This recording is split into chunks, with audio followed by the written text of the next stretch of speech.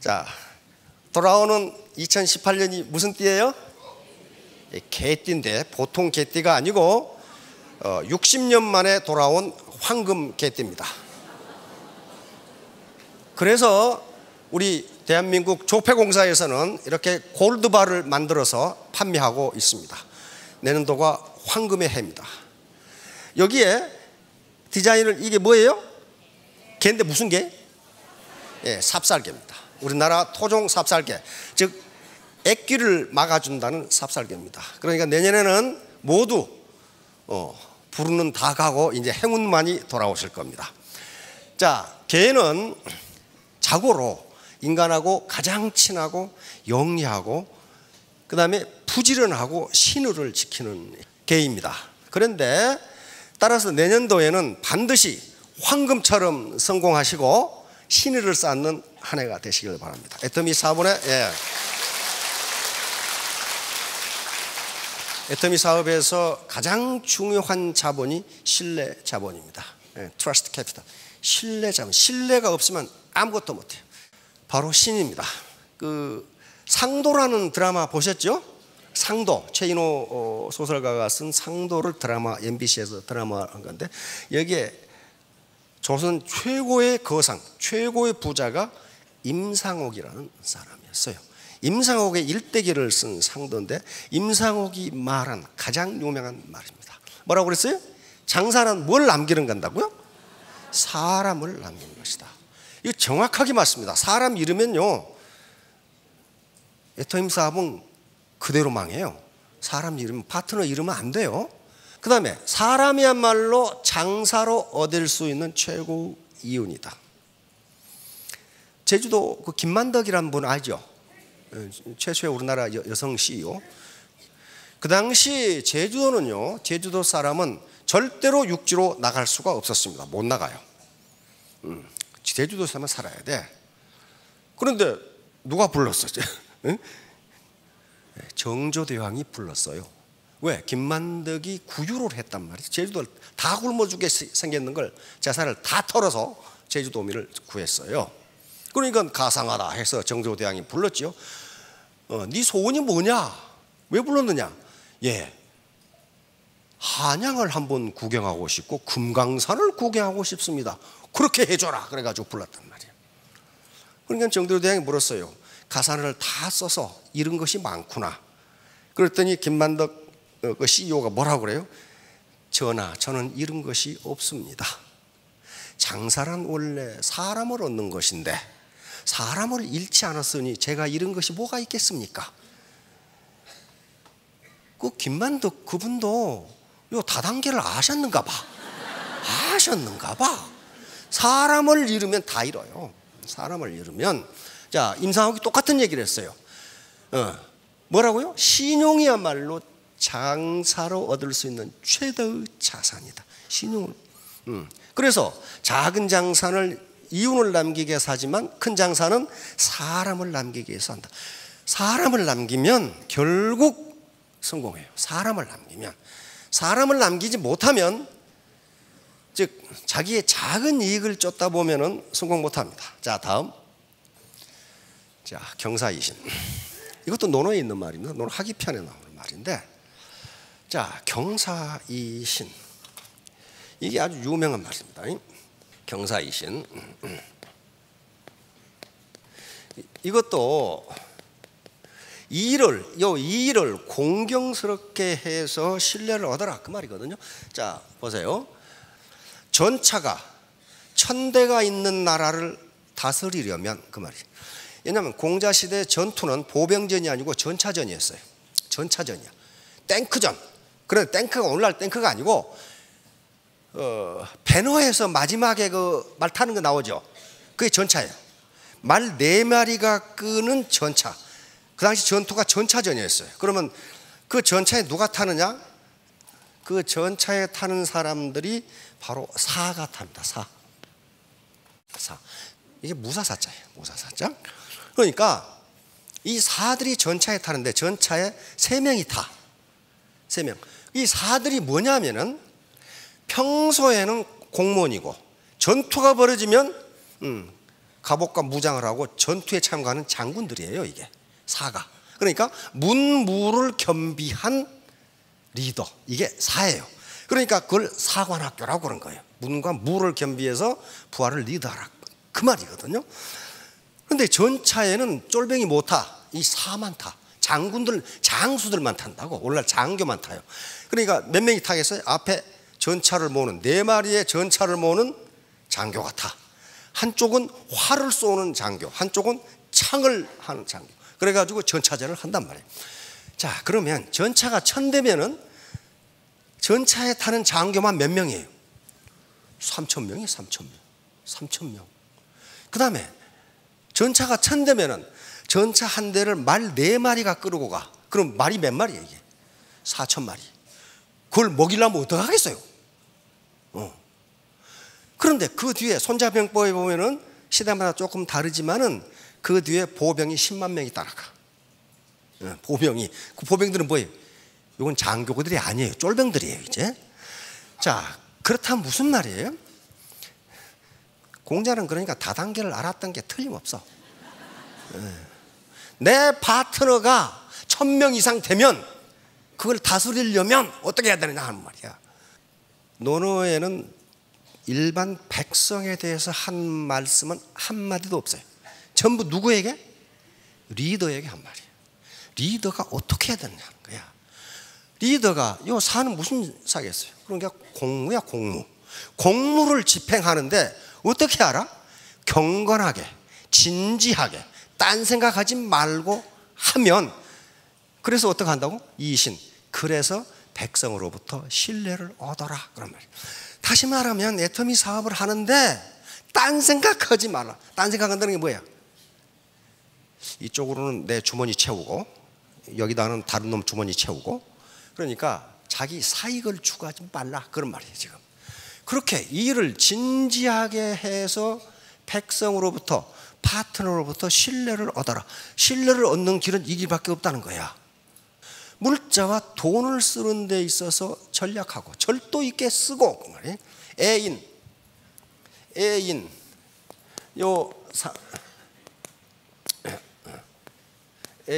요 인은 다른 사람을 이야기하면 나 말고, 나는 기가 되고, 다른 사람. 여기서 사랑 애자인데요. 원래 저 애자는 서구에서 러브라는 말이 들어오면서 사랑애라고 부르는데, 사랑애라는 게 굉장히 추상적입니다. 원래 저 애자는 아낄 애자입니다. 아낄 애자예요. 내가 아껴준다. 그러니까 맨날 입으로는 사랑한다고 말하면서 라면 한 그릇도 안 싸준다. 그거 아끼는 게 아니에요. 그거. 사실 어떤 사람을 진짜 아끼면은 아무리 줘도 아까운 게 없어요. 벌써 아깝기 시작하면 그거 안 아끼는 거야, 그거. 그러니까 입으로만 사랑한다고 하는 건 사랑이 아니에요. 아껴줘야 돼. 그러니까 공무원들에게 물자를 절도 있게 쓰고, 돈을 절도 있게 쓰고, 애인. 근데 여기에 인이 나오고 여기에 민이 나와요. 그러면 여기서 인과 민은 다르다고 볼 수 있어요. 요 인은 하급 공무원을 여기서 이야기합니다. 그러니까 상급자들이요, 당신 밑에 있는 사들을 아껴라. 왜 아끼라고 그랬어요? 이 사람들이 그래도 장차 국가를 이끌어갈 사람들이다. 그러니 아껴줘라.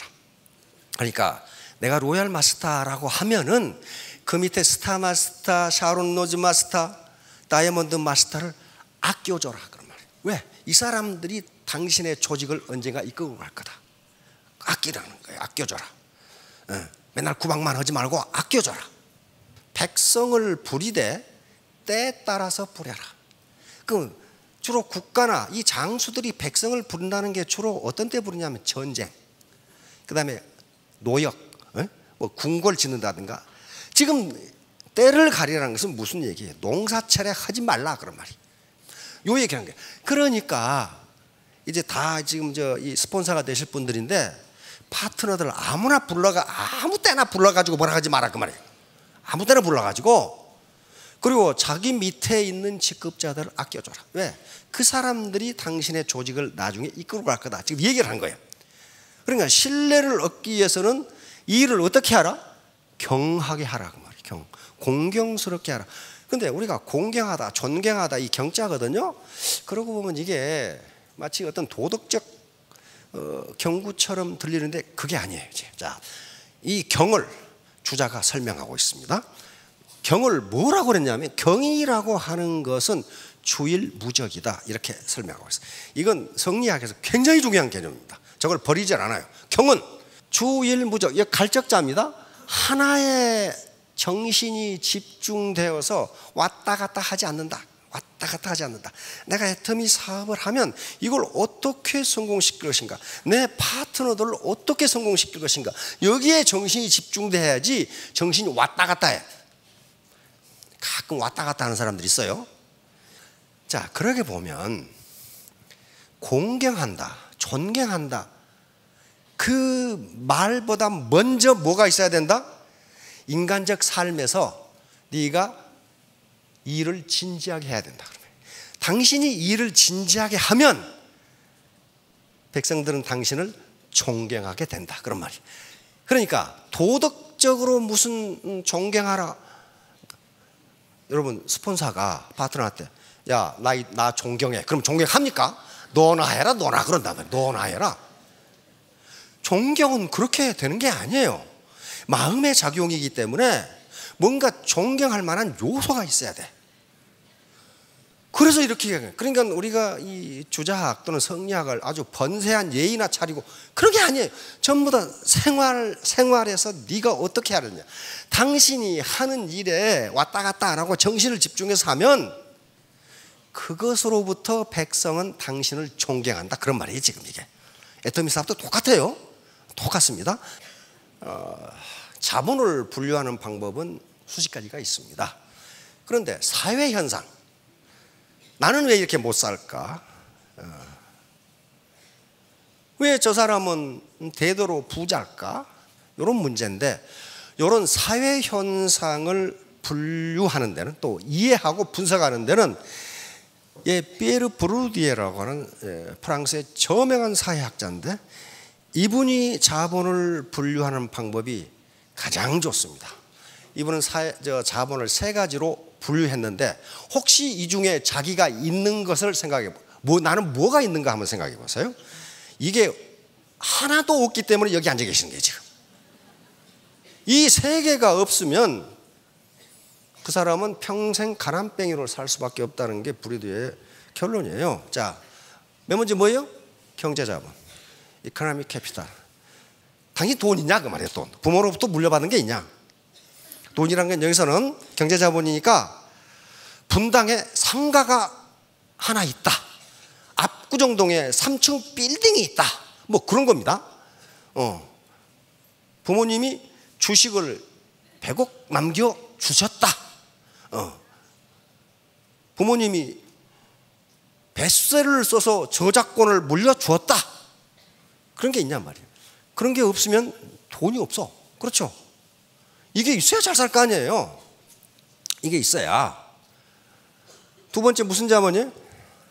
사회자본. 이건 인맥이에요. 인맥. 다시 말하면 모든 인간은 인맥을 가지고 있습니다. 고모도 있고 사돈네 팔촌도 있고 다 있는데, 로워 클래스의 인맥은 돈이 들어가는 인맥이에요. 어퍼 클래스의 인맥은 돈이 생기는 인맥이에요. 가끔 속 뒤집어지는 뉴스를 가끔 보죠. 무슨 대법원 누군가가 전화 한 통화에 1억을 받았다. 그러면 그 1억을 주는 사업가는 바보입니까? 바보 아니에요. 1억을 주고 그 사람이 전화 한 통화 해주면 가치가 1억 이상 있어. 그게 인맥이에요. 인맥. 자, 세 번째 자본은 뭐예요? 문화자본입니다. 쉽게 말하면 학력이에요. 학력. 상징자본이. 다시 말하면 내가 의사다. 의사 자격증 가지고 있잖아요. 아무나 의사 됩니까? 안 돼요. 내가 판검사다. 상징성이 있어요. 그렇죠? 내가 대학의 교수다. 이 상징성이라는 것이 엄청난 자본으로 작용한단 말이에요. 어떤 놈이 하버드 등 나왔다. 그러면 뭐예요? 너 지식 얼마 있는데 테스트 해보자. 그런 놈 어디 있어? 없어요. 저놈은 하버드 나왔으니까 똑똑하겠지. 그렇게 인정을 해줘 버려.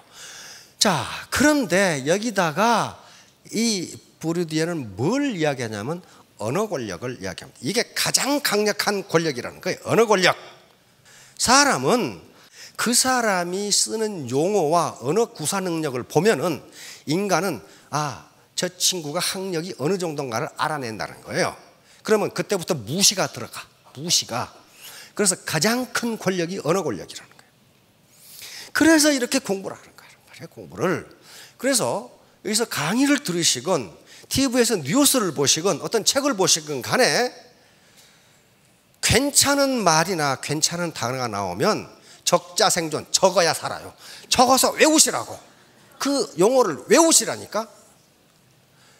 인류 역사상 정치인 중에 가장 연설을 잘하시는 분 중에 하나가 윈스턴 처칠이에요. 윈스턴 처칠은 머리가 나쁘기로 유명한 사람이에요. 그래서 영국 육군사관학교를 재수해가지고 들어갔잖아요. 그것도 꼴찌로. 그런데 가장 연설을 잘했어. 그런데 윈스턴 처칠이 책을 뭘 하게 놨느냐. 책을 읽으면서 중요한 문장, 중요한 단어는 자기가 외웠다는 거야. 그래서 항상 그걸 썼다는 거야. 언어 권력, 언어를 어떻게 구사하는가를 보면은 그 사람이 어떤 수준의 사람인가를 파악한다는 거예요. 그래서 이것만큼 중요한 게 없다는 거예요. 근데 왜 부르디에가 이걸 연구하기 시작했냐면은 유럽에서는 상속세가 굉장히 높아요. 그러면 상속세를 내고 나면 부모가 이 경제 자본을 물려주는 게 별로 없는데 그 후손들이 대대로 잘 살아. 그래, 그 원인이 뭔가 분석하다가 이걸 발견해낸 겁니다. 다시 말하면 부모들이 요 사회자본과 문화자본을 부모가 있는 동안에 자식들에게 축적시켜 주었어. 그러니까 경제자본이 없더라도 그 후손들은 이 자본을 바탕으로 금방 경제자본을 갖게 돼. 그래서 항상 대대로 부자라는 거예요. 그러면 요 부르디에가 이야기한 이 세 개의 자본을 가진 사람은 그렇게 많지가 않아요. 그러면 이제 부르디에의 이 이론만 보면 절망적인데 영국의 런던 대학의 캐서린 하킴이라는 사람이 지금 시중에 나와 있죠. 매력자본이라는 책을 쓴 거예요. 다시 말하면 부르디에의 자본 분류에 이걸 추가해야 된다고 이야기한 겁니다. 매력자본. 매력자본은 누가 만들어주는 게 아니에요. 내가 만든 거예요. 내가 다른 사람보다 타고난 미모가 있다. 타고난 스펙이 있다. 그런 것도 없으면 말을 잘한다. 부지런하다. 신뢰가 있다. 신뢰가 있다. 그 다음에 열정이 있다. 좀 매력입니다. 열정이 있어. 열정이. 열정 없는 사람과 열정 있는 사람 누가 매력 있어요? 열정 있는 사람이 매력 있어요. 신뢰 있는 사람 없는 사람 누가 매력이 있냐고. 저 사람은 한 번 말한 것은 하늘이 무너져도 지킨다. 그건 굉장히 매력적인 사람이에요. 저 사람은 희생정신이 강하다. 센터 문을 여는데 항상 다른 사람보다 1시간 먼저 나와서 청소하고 환기하고 다 해놓는다. 그거 매력. 그러니까 나는 어떤 매력도 없다. 원판도 별로야. 스펙도 별로야. 부지런한 것도 없어. 약속 시간은 항상 늦어. 그런 사람 많아요. 약속 시간 항상 늦어. 부지런하지도 않아. 열정도 별로 없어. 센터도 맨 나중에 나와. 어떻게 그 사람이 성공하냐고. 왜? 매력이 하나도 없는데. 뭔가는 매력을 가질 수 있는 요소는 엄청나게 많아요. 엄청나게. 나는 학력도 부족해. 부모로부터 물려받은 재산도 없어. 사회적 인맥도 아직까지는 뭐야? 그런데 뭔가 하나 매력을 갖지 않으면 그 어떤 일을 해도 그대로 살 수밖에 없어요. 따라서 우리가 성공하기 위해서 앞에 세 개의 자본은 부모로부터 물려받는 것들이 많아요. 그렇죠? 부모로부터. 그런 것이 없다면 내 스스로 키울 수 있는 자본, 이건 매력 자본밖에 없어요. 시중에 캐서린 하킴 교수가 쓴 매력 자본이라는 책이 굉장히 매력적으로 디자인이 돼가지고 나와 있어. 근데 그거 한 5페이지 읽으면 졸리기 시작해. 이 사람 학자거든. 학자야. 학자이기 때문에 학문적으로 계속 분류해놨어요. 근데 그거 읽으실 필요 없이 그 시간에 자기 매력을 늘리면 돼. 오늘부터 여자 사장님들은 거울 보시고 나는 왜 이렇게 매력적이지? 그렇게 이야기하세요.